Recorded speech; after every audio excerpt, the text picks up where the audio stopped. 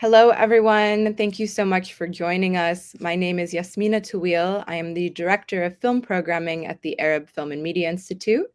If you're joining us and you are unfamiliar with AFMI, we are the first organization of our kind outside of the Arab world, a unique ecosystem to find, nurture, and develop Arab film and media projects.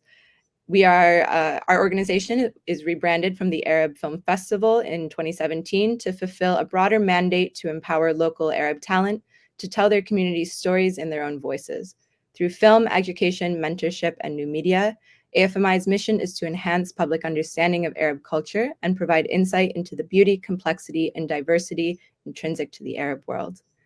Today's discussion is part of the 4th annual Arab Women in the Arts event. It's an annual showcase to honor generations of Arab women who've excelled in and revolutionized all forms of artistic expression. Every year, we like to honor and highlight a particular filmmaker, and we have this year's filmmaker with us, Soudade Kaadan, a Syrian filmmaker based in London, whose films NEZOUH, which I don't know if I'm pronouncing it correctly, yeah, as well as The Day I Lost My Shadow and AZIZA are all playing as part of the showcase. The entire showcase is taking place May 2nd through the 12th in New York City, San Francisco, and online. So I hope if you have not already that you will join us for a screening of one of her films. Thank you so much for joining us. Thank you, Yasmin. Thank you for organizing it. I'm so happy to see a woman artistic director programming this festival about women. And I'm honored this year. I'm the highlight. Thank you. Yeah, I'm so happy that you're honored and that you could join us, even if it's from afar. Yeah. I have really loved your work since I first saw it in 2019. We showed The Day I Lost My Shadow and AZIZA at our Arab Film Festival before I was in my current position. And immediately I fell in love with your work. Yeah. Maybe I'm biased because I'm also Syrian, but no, I think you're an incredible filmmaker and I know many people agree. So I'm happy. Now I'm just gonna spew compliments and Thank you. Appreciate it. Yeah. I would love to start at the beginning and ask how you got into filmmaking. What made you want to pursue this form of art, this form of storytelling? I started by Azar to be a filmmaker. I never thought I would be a filmmaker. There's no film school in Syria, and there's only 3 cinema functioning with American films. And at that time, we have VHS player, so VHS tape. So we didn't have actually the platform to watch online, and we'd have only 2 official TV without satellite, without nothing. So it's very difficult even to watch a film. Imagine to make one. So we didn't have this opportunity to do this. So I never thought I would be a filmmaker. Then I studied theater and I was good in it, It was like first my promotion and everything. But I didn't love working in it. I felt like something was missing in my life. Even if I enjoy it because it's art and culture, I felt something is not there yet. Until I went to Beirut in Saint Joseph University and to make a master in theater study. And I saw the cinema department there. Like, I still remember the long corridor. And I said, oh, I can be part of this. And so I asked the department, can I switch from master to a license in cinema? And they agreed. So this is how it started, And I remember first time I was behind the camera, and I immediately knew that this is what I want to do all my life. And since then, this is the only thing I did. This is what you're doing, yeah. That's amazing. When you started, you were doing primarily documentary work, right? Yes, exactly. What made you choose to switch over to primarily fiction work? I started doing documentary because it was almost impossible to start to make a feature film in Syria at that time if you're not part of the National Organization of Cinema. And at that time, there were no producer who would give a woman opportunity to make films, and like producer man coming to a woman director, come direct a movie. It was like something almost surrealist in Syria to do this, unless you are part of of the family industry, like your father is a filmmaker, film director, producer who will push your name somehow. But it wasn't something. So I started making documentary because I knew I can do it and I want to make movies. But there was always this fictional narrative in my documentary films. So in Damascus Roof and Tales of Paradise, you see animation in my films. In Looking for Pink, which is a TV film, there was always a language of fiction film in it. So I always played with genre, hoping one day to make fiction film. Okay. So it was more of a matter of, not, I don't want to say convenience, but what was accessible at the time more than Exactly. yeah. Even if I enjoyed making documentary, because it's something in documentary when two-person shooting. If you're shooting and there's something like intimate, like something like you are telling your personal story. So I love this moment of revelation behind in front and behind the camera, because both of us learn something in documentary. But my passion is for working on fiction with actors, creating the new story, a new universe, writing it, and so I always was dreaming to do this one day. And speaking of the fiction, yeah, I mean, your stories, the stories you tell in your films are clearly heavily based in reality, but always incorporate some sort of element of magical realism, fantasy. And I would love to ask you about why you do that. I think it's wonderful, but what maybe what inspired you to start bringing in these elements, or what you're trying to achieve with this added layer to your stories?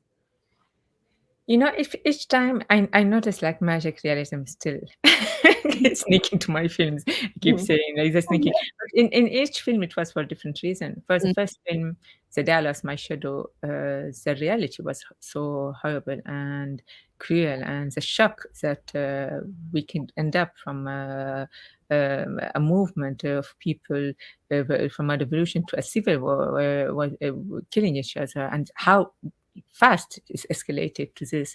And the horror, we don't need to talk about the horror of Syrian war. Everyone, I think, on the news could see photos of it, and it's part of our collective memory now. So it was so graphic that I felt like the only way to express reality was by magic realism, unless you want to be very direct. But then the audience will close their eyes and will defend themselves. This is what I believe. When the film is too graphical, our reaction, at least as women, we close our eyes and we don't want to watch. Or the audience, as a mechanism of defense, they would say, "This is another person happening story with them. It's not our story, it's someone else." And they didn't want this. I wanted the audience always to feel like it could be me. This is always why I make film. I always like the audience to feel like there can be this character and it's similar to them, even if it's in Syria or not. So magic realism helped me to express what I couldn't also express in words. Like in the first film, it was Losing Shadow, the story of losing shadows. And for me, at that time when I wrote it, I didn't know why I chose this. We are unconsciously writing images creatively. But later on, when I dealt with my own trauma, I discovered that this void was image that I couldn't express in words. This image was my way of expressing what I felt during the war. I love that. And I feel like in NEZOUH, it's more like about the dreams and the hopes and that childhood imagination that persists even in the most horrifying situations. Is that, yeah. Yeah, exactly. Because and the second film, exactly as you said, in the second film, I said I'm not making magic realism. I would just write a realistic movie about a family in Damascus. But it's a little girl who's dreaming with the war and seeing the sea in the sky and the bird, the rock transforming to bird. That made me. She actually took me again to magic realism. So that saying is like each film is a different reason. If it's the first film was trauma, the second film, the reason for going to magic realism is the child imagination, and it can be also trauma, because when the situation is very horrible, you go with your imagination somewhere else. And I remember when I showed the script to someone who lived in besieged area in Damascus 7 years, just to see if soldier is speaking exactly, authentically, and stuff like this. And the only thing he came back to me said, "Yes, it's true. We used to see the sea." And I was like, I didn't send the script for this image. I thought it's my Yeah. pure imagination going to the sea in the sky. He said, yes, we used to see the sea because when there's destruction is around you, Mhm. beyond imagination, then your mind need to go somewhere. And I used to see the sea around me. So, yeah. That's it's both like lovely and heartbreaking to hear. Exactly. Just lovely in that you were able to, without even realizing it, capture someone's real lived experience. And that Yeah. also, obviously uh, terrible the reason why. Exactly. Yeah. I really love this element in your films. I think it adds a real layer of depth and creativity, and yeah, and you get to express a lot of things that the characters aren't going to be able to say out loud without Yeah. having like their mental narration or anything like that. And I really love it.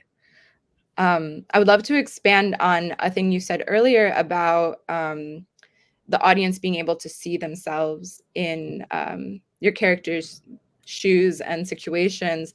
I'm going to keep referring back to the first time I saw The Day I Lost My Shadow, because this is something that really resonated with me when I saw it. It reminded me a lot of Western films about war and things like this, in terms of like, how do I express this? I feel like I'd seen a lot of World War II films that had this like very personal, internal narrative that was not necessarily about the bigger politics or the bombs dropping, but about what it was like for a family or an individual. That you really can place yourself in that person's shoes, even if it's not where you're from, or Exactly. not a time period you're living in. I don't really necessarily have a question about it. It's something I've noticed, and it's something that I hope Western audiences will take away from the story about. How do I word this? I was thinking about this before our discussion, and I couldn't figure out quite how I wanted to word it. And here I am trying to do it on the fly. But I just, so much of the time, the Arab world, the Middle East, the Swana region, the whole area, we are so dehumanized in the media. And even when, media is not being outwardly racist or xenophobic, when you see these situations on like a macro level, it's so easy when you're far away to disassociate and be like, that's happening to someone else. Exactly. They're different than me. It always happens there. It never happens here. But then when you put yourself in the shoes of a mother who's just trying to feed her kid, just trying to get cooking gas, and that leads her on this horrifying journey, you're like, oh, that could have been me, Exactly. Um, Exactly. I try, in my films always to have simple characters, very simple people, ordinary people caught in the war, like mhm, a mom trying to find gas to cook, the little girl in NEZOUH who's trying just to discover the world and mhm, experiencing first emotion and friendship and love during the war. She could be any teenager in any family. That's why I wanted her to you see her like dancing and singing mid the because there is because the news unfortunately so limited because we have limited time on screen. of They course. have like 1 minute to talk about the whole Syria or 1 minute to talk Mhm, about Palestine. So they show the most tragic, but we somehow at the end we become one emotion and one image, and mhm, this is dehumanizing us, as we said, because the human is more complex as this, and that's why my stories are also my characters are never perfect. They have complex, they have flaws. You can love them, you can hate them, mhm, as if someone you know in your family. I don't try to make them neither victim, when you mhm, only cry on them. I didn't want to make a film that you I neither my first film, my second film. I didn't. It's very easy at that time to make a film about a Syrian. You cry on it. I didn't want to show us as a victim. I wanted to show us as an equal, as a human being, as someone but in mhm. difficult circumstances. Yeah. And that's why also when I chose humor on my second film, people were were like surprised. And I think because for me, I chose dark humor in the film because I believe you laugh with people you feel equal with. Mhm. So, like you laugh with them when you feel like there's someone this is why I chose dark humor. Yeah, I love that, and I think, I love that you incorporated, humor as well, and also, like, the fantasy and the joy, within these really dark situations. I worry a lot of the time that people will not want to engage with Arab media because they're like, "Oh, it's gonna be so heavy, depressing," Yeah. or, like, engage with a story about, about a war, um and yes, these things are terrible. We should Yes. feel, Yes. that heaviness. But yeah, connecting with people in moments of lightness that remind us of ourselves and our own life, and also, yeah, bringing some levity, I think helps get people in the door to then open themselves up, to maybe a community that they don't always engage with or don't know very much about. So I think that it's really important for there to be difficult stories imbued with like humor and joy as well. And I think also even Syrians or someone or people who experience the war at some point when our story and our films are one tone and one trajectory, we need those. It's like I don't think saying, but I think if it's one tone and one trajectory, and a lot of people even hesitate, like my Syrian friend or Palestinian friend or Iraqi friend, they said, I can't watch, and I'm already traumatic. I can't Mhm. watch again a film about Syria. Mhm. And when I made this film, I said, no, no, no, let's come back. Let's come back to a screening together. Let's enjoy a film, talk about our stories and about struggle, about region, while enjoying it. And I wanted to make it also a film for kids. I'm happy that young adults watching the film, whether in Europe or in the Arab region, and adults. I wanted it as a family film when you can go there and watch a film and enjoy it while learning something new about our struggles. This is one part of you. One part, one of my favorite screening when where they were for kids, and because I showed the film a lot in cinema for kids in Norway and Italy and in Switzerland and Belgium. It's and they showed. I was surprised they showed it actually at starting from 8 years. In UK, it's 12 plus, but in Norway, it started from 8 years. And one of the fascinating question I had from one of the kids was, why the film is so short? And he was convinced the film is short and it's not a feature film, and because because kids' perception of time is different than adults. So when Mhm. time passes quickly, even if I explain to him it's 1 hour 40 minutes, it's not short, Yeah. but it didn't. And to see, for example, a kid, an Italian kid, enjoying a film so much to think that it's short, Mhm. and asking me when you will make a part two about the story, Mhm. when because he wants to know what happened to this family. He wants the second part instead of the open endings that I leave it in the film. Mhm.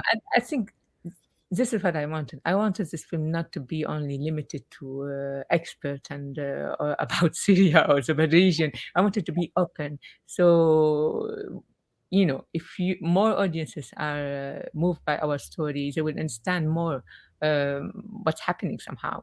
Um, because one reason why I made this film is about this father who refused to be a refugee, and at Mhm. this time when I started writing it, a lot of people thought, at that time people were not welcoming any more refugee, and so I didn't want to make a film where you explain why we are refugees. I make it a film about a person who's refusing to become a refugee, or the film until it become crazy to become one. Mhm. And this is opposite dynamic. It's a way of explaining why and how difficult it is for someone to take a decision to leave their country and to become a displaced and to lose everything sometimes. Mhm. Yeah, I was gonna mention that it's such an important thing to bring attention to because it's very easy from far away to, and this is a rhetoric we're seeing a lot in the last few months, is why don't you just leave? Exactly. Um, but leaving, despite not only the sort of the actual barriers, physically, financially to exit these situations, also, yeah, the hardships that happen on the other side of leaving, the uncertainty of whether you'll ever be able to come back, and potentially giving up everything you've ever known, which you touch a lot on in AZIZA as well. Yeah. In a way that's that film is so, I love it so much. It's so in like you get sucked in, and then you're like, oh yeah, I'm not expressing myself. No, Inside it. it's the best. That film takes on like, what is it like after someone does leave as well. It's kind of interesting when you look at these three works that we're showing and how they interconnect, and they're sort of like different points in the same situation as well. Speaking of the three films, I mean all of your work, but in particular these three films, they all center the stories of women. Yeah. So especially because this is the women's showcase, I would love to hear in your own words about maybe why you center the stories of women, and I guess and girls as well, and why it's so important for us to share especially Arab women's stories and tell their stories. I think it's coming naturally, but to think about it, I believe in woman gaze, and how it's important to tell different stories, because men usually, when they make films about wars, they usually film like big combat battlefield soldiers, while women directors can try to see what's happening inside the house, what's happening in the micro changes in the society, the dynamic of the family, how it changed. So I go back to houses that men left during the war, while the action camera go following the action. I stay with them, with the character, with the woman character. And also because I'm a woman director and I understand this case, and I want also to have more woman role and characters on the screen. Unfortunately, most of the film we watch is like you see protagonist, male protagonist, and if we finally find a woman protagonist, which will be written by a man, directed by a man, which is completely different case again than our case. So we go because, like for example, in this film NEZOUH, this very simple story of a little girl who's trying to what does it mean when this house changed for them, and the mom, what happened to her once the bomb fell. But so both of them, the woman and the little girl, changed during the war. But it's not a radical Hollywoodian change, because nothing changed completely like this in life. It's more complex and takes time to develop during the story. And I'm very glad that you're telling women's stories. I think also, when we're talking about well, I guess everyone is dehumanized from the region in Western media, but it's always been particularly frustrating to watch people completely misunderstand what it's like to be a woman in the region. There's good and there's bad, but it's important to hear the stories told by those people in all of its complexities. So thank you for telling our stories, because it's so important. I've been talking to a lot of women in the last year. There's been some great Arab women who've been, telling women's stories, 4 Daughters, Bye Bye Tiberius, things like amazing, that. All my friends, directors, amazing. I'm proud of them. And I know also that for them wasn't easy to make, wherever coming from, whatever country in the Arab, it's not easy to make films as a woman director. And this is why we are in this showcase, and we hope they're only it inspires more women to take the step and tell their stories and express themselves in their art. And I hope also that for us in particular, an American audience, that they take away a more nuanced understanding of everything in our region, the politics, the culture, the religion. That's what I'm always striving for. Because what we try to do in our film is actually to show complex, nuanced story narrative about our region, but also it's the audience or the American audience shouldn't expect to understand the whole region from one film. And Mhm. this expectation of films explaining or simplifying the narrative so they can explain the complex narrative of our region. I resist to it. I think I don't expect any English director to talk about Brexit and my relationship with Irish and Scotland and everything in one film. Yeah. But while our film, I'll always demand it to explain to our Western audience. I refuse this, and I think like if I'm a Syrian understanding what's happening, Mhm. I should, if as long as you can enjoy the film and you're missing some level, but it's okay. As I am also missing sometimes level when it's very pure local American story. It is okay. We're not here because once you start explaining, you stop the storytelling. Mhm. And then if you want to understand, you have to go to read books Yeah. about it. And then also I always say like there's no films that can explain and reflect 10 years of war in Syria. Mhm. No Syrian film. We each, propose and our point of view, our personal point of view, Mhm. and you have to see all this film as mosaic. So if you enjoy one film, go watch the other, and then go back and read to understand more the region. Yeah. But don't think like one film can tell you what everything. Yeah. I want people to walk away with either like a newfound like a greater understanding of a situation that they've heard about, or a door opening that they're like, oh, I should go learn more. Yeah, I will never, say that one film will teach someone everything, but I hope it can lend itself to a better understanding, and a greater We hope as a filmmaker actually to open windows yeah.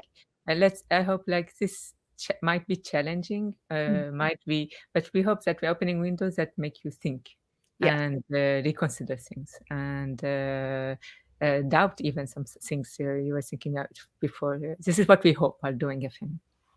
Yeah. I love that. Um, and I really hope that, everyone who is watching this discussion and watching the films throughout the showcase is taking that open window and I hope so. exploring more. Yeah, that's what I very much hope. Well, is there anything else you would like to talk about? Anything coming up that you would like to let people know about before we wrap up? Maybe I would love to talk a little bit about the film language. I think Of something course. Yeah. because maybe I think because I'm missing being in person, Mhm. and I think maybe someone will have a question about this. I would love Mhm. to talk about how this film, even if it's like it's there's dialogue and everything, a lot of things said in image, Mhm. and the person who speaks a lot actually his words, the father words are actually getting at the end like meaningless from repetition Mhm. because this film is not based on words and based on image. So the first part of the film I tried to make it dark, completely Mhm. dark, claustrophobic somehow, even because I wanted people, the audience, to feel like they are close with this family inside the house. Mhm. And this symbolism is like the conservative family in Damascus, those close houses, and also because it was a necessity to protect yourself. So you had to close windows and shutters not to get any sharpened. And Mhm. then when a bomb fall, it was very difficult to shoot this scene because I wanted to show the invasion of light. So the film shift completely in lighting in terms of camera movement after the bombing. So the light we were trying to do, even if it's look natural, is actually forced to look like exterior lighting, not Mhm. like the interior lighting, because I wanted to show like the house is actually not more anymore a house. It's actually like completely destroyed as they are living in the street. Yeah. And then the third part is when they are in the street and finally, for the first time, they leave the house and they Mhm. try to find their place and the way, and they can't. They used to be always with their father, and now they are lost. So Mhm. they go in circle and circle and circle. So I Mhm. hope from this film, again, when I try to make a film, I try to make it in different levels. There's a simple fable story. Yeah. I hope everyone enjoy it. Mhm. But also this all work we did on image to say sometimes to contradict what the character is saying. Mhm. And I hope the audience will see this. Would you say that there's a reflection of that initial, like, sort of enclosed darkness to open lightness when they go through the tunnel as well, or is that just Yeah, I mean, this is one of the toughest scene, and we did it only in 2 takes. We couldn't make more because it's very difficult physically to achieve. It's a very long tunnel, and I did wanted in one shot because I wanted the audience to go in the tunnel with us. It's 4 minutes. 4 minutes shot, 4 minutes and a half actually. You're in the tunnel and then to see the light. Mhm. It's also like a metaphor for this journey we are doing. So we're hoping that in the end of tunnel we will see light. It Mhm. looks cliché somehow, but this is also I wanted the audience to go with me, Yeah. see and to see this character going out from the war and hoping it would be a better future. Mhm. But I leave it open. I keep saying the ending is a fake happy ending Yeah. because you never know what happened to them, and still Mhm. they have a very long journey in front of them, ahead of them. Yeah. And even, I know you're saying is kind of, stereotypical, whatever, the light at the end of the tunnel. Tunnel. But I Yeah, remember that scene because you see the light, but there's still, like, this anxiety because you don't know what could be on the other side. exactly. And pretty quickly I mean, I don't wanna spoil anything if people are watching this before the film, but there's, they're immediately, um, uh, there's someone, there immediately, and we don't know Exactly. how that's going to turn out, whether it's gonna be a positive or negative. They're confronted, that's the word I was looking for, with, like, a new danger immediately. So, um, that's really interesting. I'm glad you brought that up because, I feel like it's one of those things that I felt, but I didn't kind of fully realize, like, the significance of the dark enclosed apartment and the flooding of light besides the practical, you know, realism of, when you have a hole in the side of your building, it's gonna bring in light. Exactly. Yeah. It's like and for me it was very important, even you know, the creative decision of what it to make you feel audience, even if you don't realize it, but you Mhm, would feel it, the audience would feel it. So for me, for example, for the bombing shooting scene, the usual bombing shooting scene, yeah, usually in action film, and it would be fast cutting and camera shaking, a lot of smoke to hide what's happening, and it's much cheaper and much faster rhythm. I didn't want to do this. mhm, It's a whole bombing scene you see is only 3 shots, each one take. We couldn't do more because we had to destroy the house. We literally destroyed the house. I wanted to make it on set. I didn't want to make it a mhm, VFX because I wanted to make sure that this is what it is, and we see the light and everything, and the changing, and I make it slow motion, and yeah, which is completely the opposite as how you do bombing scene. I make it slow motion, 3 shot, each one take, general shot. It's yeah, wanted also not only to show how the darkness suddenly disappeared. I also wanted, it's like when you're trauma, wanted to show what's happening, eyes wide open. I didn't want person when they're fast cutting, there's this theory is that when there's a cut, your eyes blink and you don't watch mhm, anymore. I want the audience to open their eyes with us, with this moment as a character. yeah, And to know, 2 days ago, I saw someone who was in besieged area who also was bombed several times by birds, and he was telling me when he watched this scene in cinema that the first time he could understand what was happening to him mhm. under bombing, and this is touched me that Yeah, I can imagine because when it happens, it's so fast, it's confusing, yeah, to see it slowed down, you really have to engage with what's happening. exactly. I also remember it feeling like it feels almost like having a panic attack Yeah, when kind of exactly. time, like, almost like sometimes when I feel like sometimes when you have a panic attack, things, like, get confused and rushed, but sometimes it feels like everything slows down, like it's, you know, in molasses or something, and yeah, like, there's that chest tightening kind of feeling. You're right, like, when it's fast paced, you can kind of, not ignore it, but, like, Exactly, yeah, get through it. this is what we used to see. Yeah, when Yes. it's slow, you have to sit in it, and really look at it. Exactly. Yeah, I remember that scene very distinctly from the first time I watched it, which was a while ago. That really stuck with me. And this is because all those creative decision and visual decisions coming from my always that I don't want to make a film that as I feel like it's happening to someone else. Or I don't want someone make an image when you have to close your eyes to what or to defend yourself. I always wanted the audience to be part of the story, to Mhm. be looking at it wide open and to feel like what would I have done if I, was there. Yeah, And I could have been there and my family could have been there. And for me, this question, is enough to understand the whole situation and to humanize our stories if we get the audience to this question. yeah. I really appreciate that. Yeah, yeah, I don't know. I hope the same thing, that people take that away and that they can connect to what is continuing to happen in Syria, what's happening in Gaza, in all sorts of other countries, yeah, not see it as this far away thing that always happens to other people, but something that, could happen to you and is happening to people just like you.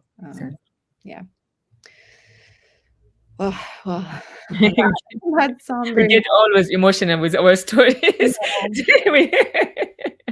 I'll I yeah, know this because the personal, the historical, the present moment, and everything get mixed in our conversations. That's why they are richer. So, well, thank you so much for talking with me today, for thank giving me so much insight into your own career and into these incredible films. I'm really looking forward to rewatching them for the second, third, fourth time, now with a richer understanding of what you put into it and what you're trying to tell with them. So thank you so much. Thank you, and thank you for talking to me and like having those questions and organizing the screening. Again, we need more women like you. We need more festivals, highlighting women and Arab films and region. And I'm happy it's not only about films, about poetry and art. And yeah, I feel I miss this already. So hope guys you enjoy it, and if you had something, reach out to us, let us know your thoughts. We only make film together. I think we make films with the audience, and yeah. Thank you so much. Thank you. Have a nice evening. You too. Ciao, ciao. Bye.